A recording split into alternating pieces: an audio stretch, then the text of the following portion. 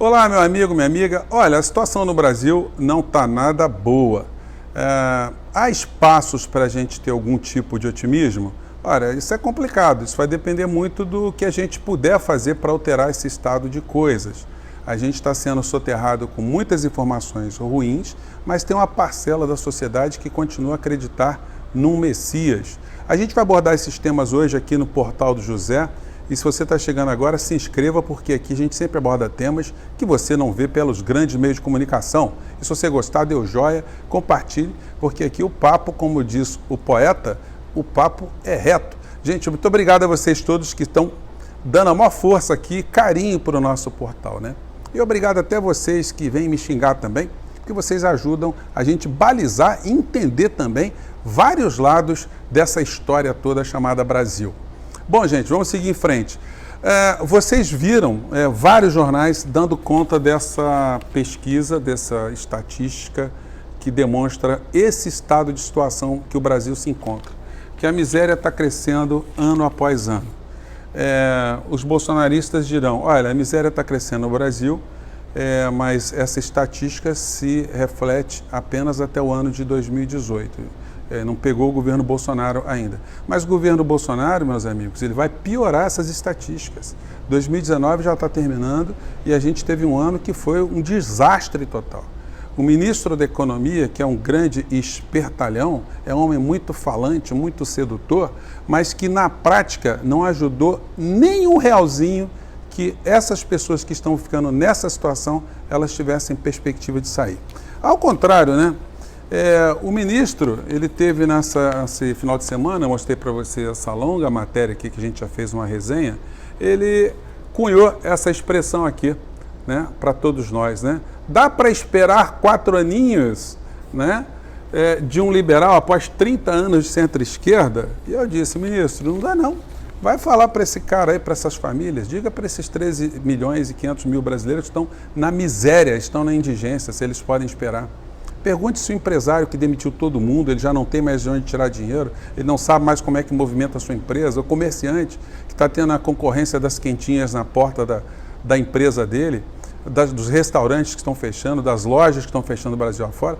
Pergunte para essas pessoas se elas podem esperar 4 anos.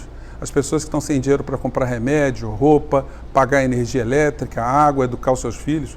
Peça a elas 4 anos. Ora, apesar do ministro ter essa falta de sensibilidade absoluta, transformando essa criatura num inumano, um ministro da Economia que é um inumano, né? Muita gente já começa a soltar balões de ensaio, dizendo que ele seria alternativa para o Brasil. Aqui está a coluna no Globo do Ascânio Selene, que já coloca essa pílula, Guedes 2022, dizendo que Guedes seria um homem absolutamente confiança do mercado. A gente não sabe quem é o mercado, mas nós conhecemos a voz do mercado. E a voz do mercado é dada pelos jornalões, pelos grandes jornais e pelas grandes redes de televisão. E aí me lembra um pouco, né, uma frase de Brecht, porque eu quero entrar em meios de comunicação e milícia. Brecht, dramaturgo alemão, ele morreu em 1958, um homem que foi perseguido. Brecht, nesse governo que a gente tem aqui no Brasil hoje, não teria nenhuma peça aprovada, porque as pessoas diriam que ele é um comunista e tal, eles não apoiam nenhum comunista, só o presidente Bolsonaro pode apoiar comunista, porque a estatal chinesa do petróleo comprou parte do pré-sal e ele abriu visto para os chineses virem com toda a força para o Brasil, mas outros comunistas não podem, né? O Brecht, ele era uma figura muito interessante. Tá, aqui botar a foto dele aqui. Assim, toda vez que eu olho a foto do Brecht, algumas fotos dele, a gente sempre vê um ar de ironia, um sarcasmo, né? É uma gaiatice, se é que existe essa expressão em alemão, né? O Brecht, ele tinha no humor uma grande ferramenta contundente de fazer crítica. E ele tinha uma frase que é muito interessante, ele diz o seguinte: o que é um assalto a um banco comparado à fundação de um banco? Por que eu estou citando essa frase? Porque a gente está discutindo muito no Brasil o poder de milícias. Eu faria uma adaptação na frase de Brecht. O que é o poder de uma milícia comparado com o poder de uma televisão, de uma Rede Globo de televisão, por exemplo? Você vai falar, pô, agora pegou pesado, né? Comparou feio. Não, não comparei não, gente. A milícia, a diferença da milícia, o poder que ela exerce, o poder que a Rede Globo de televisão exerce, é só a legalidade. Uma está no campo da legalidade e outra está na ilegalidade. O mal que ambas perpetram estão no mesmo patamar, e diria o seguinte: a milícia, ela perpetra um mal localmente. Uma rede nacional de televisão perpetra o mal para todos e para todo o sempre. E vou fazer aqui os paralelos. A milícia controla aquilo que você vai assistir, controla a tua eletricidade, o teu transporte, o teu comércio, o que é possível vender e o que não é possível vender na localidade que você mora. E os grandes meios de comunicação? Como dizia Walter Lippmann, um intelectual dos anos 30, 40 nos Estados Unidos, as televisões servem para controlar o rebanho desordenado, para deixar você na sua casa quieto, sem nenhum poder de reação, nenhum estímulo para acreditar que você pode se associar com outras pessoas, acreditar em sindicatos, associações, organizações não governamentais, partidos políticos, instituições. Quanto mais você desacreditar da organização social, melhor para todos eles, porque uma sociedade desmantelada é muito mais fácil de dominar. E é isso que eles têm feito ao longo de tanto tempo. As milícias midiáticas, elas controlam aquilo que a gente vai assistir, eles controlam as informações que a gente vai assistir e as nossas opiniões. Eles criam uma coisa que Noam Chomsky chamava de o grande consenso. Vocês vejam o que aconteceu na reforma da Previdência. Todos os meios de comunicação foram favoráveis a esse massacre que tira dinheiro, tira direitos do povo brasileiro. Alguma televisão colocou algum contraponto? Você via matérias na televisão colocando os mesmos espaços para um pensamento a favor e outro contra? A coisa é tão contraditória e maluca que a Rede Globo de televisão está apoiando o governo Bolsonaro somente porque o governo Bolsonaro está fazendo a vassalagem para todos os interesses dos grandes grupos econômicos. Aí cabe uma pitada pessoal no meio dessa história. Como é que Paulo Guedes virou o cara que mais manda no Brasil? Como é que foi essa junção de uma figura como Paulo Guedes e uma figura como Jair Bolsonaro? Vamos fazer um retrospecto. Quando os dois se conhecem, que visão tinha Guedes de Bolsonaro? Tudo bem que Guedes não tinha grandes pruridos porque tinha trabalhado para Pinochet. Um homem que trabalha para um ladrão, um torturador, um corrupto e um traidor, esse homem realmente não tem muito problema de conversar com um Bolsonaro da vida.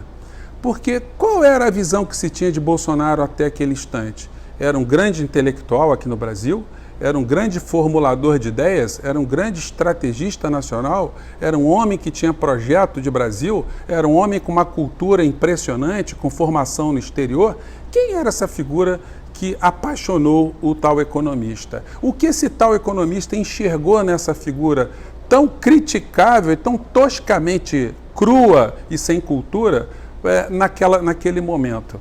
Um homem que defendia a tortura, um homem que defendeu a ditadura militar, que tinha como brilhante Ustra o seu herói, que falava frases contra negros, contra homossexuais, defendendo comportamentos medievais, o que aproximou essas duas criaturas. E mais, após essa aproximação, o que faz esse homem que tinha uma série de defesas do patrimônio nacional no seu discurso, defender o patriotismo, as empresas públicas, os servidores públicos, a soberania nacional, o que faz com que esse mesmo homem se comporte como um entreguista, um homem que entregue o patrimônio público, que permita a privatização de empresas estratégicas, que destrua as articulações das nossas Forças Armadas, que destrua a relação do Brasil com outros estados estrangeiros, que crie todo tipo de conflito com nações amigas e com nações que não eram tão amigas. E como que esse homem consegue conduzir a política econômica no Brasil, depois desse tempo todo, aprofundando as desigualdades sociais, aprofundando o desmantelamento do Estado brasileiro, a destruição das mínimas garantias que os servidores públicos têm, o ataque às instituições, o ataque à organização social, à organização da sociedade. O que é que está por trás disso? O engraçado é que agora a gente está vendo uma aparente briga entre Bolsonaro e a Rede Globo de televisão. A Rede Globo de televisão notadamente fez um recuo porque ela está conseguindo aprovar tudo, né? Então deixa o maluco falar. Deixa o maluco falar, deixa as pessoas que acreditam no maluco acreditarem que as coisas estão indo bem. Vamos segurar um pouco, não vamos colocar a situação social que o Brasil está vivenciando, não. Não vamos fazer matérias todo dia mostrando desemprego, mostrando gente morrendo em fila, gente morrendo em hospital. Não vamos mostrar as mazelas das violências, das valas perdidas e das balas perdidas. Vamos colocar muito Fausto Silva, muito Luciano Huck, muita novela, muito Big Brother, muito Datena, muito Ratinho, muito Silvio Santos. Vamos colocar muita igreja nos tempos das televisões entre uma programação cretina e um jornalismo imbecil. E aí a gente forma aquilo que o Walter Lippmann dizia com tanta maestria, né? Uma sociedade amorfa, uma sociedade de um rebanho controlado, um rebanho totalmente ganho na sua capacidade de se indignar contra essas coisas todas, da qual todos nós somos vítimas, né? E principalmente os bolsonaristas que acreditam no Messias, e essas pessoas são as que mais vão ficar decepcionadas, porque, gente, não esperem nada de útil para a maioria do povo brasileiro desse governo, porque esse governo não está direcionado aos interesses do povo brasileiro. Ele só está direcionado a interesses de pequenos grupos empresariais. Na hora que vocês acordarem, muitas pessoas vão ficar decepcionadas, mas quem já está sabendo disso, pelo menos vai dizer, eu não te falei? Pois é, gente, então termina esse programa de hoje dizendo, olha, tô falando, hein? Depois não digam que a gente avisou, tá bom? Um grande abraço, até o próximo vídeo.